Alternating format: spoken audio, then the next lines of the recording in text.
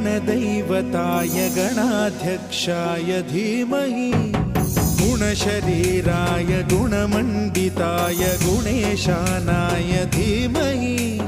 गुणातीताय गुणाधीशाय गुणप्रविष्टाय धीमहि एकदन्ताय वक्रतुण्डाय गौरीतनयाय धीमहि गजेशानाय भालचन्द्राय श्रीगणेशाय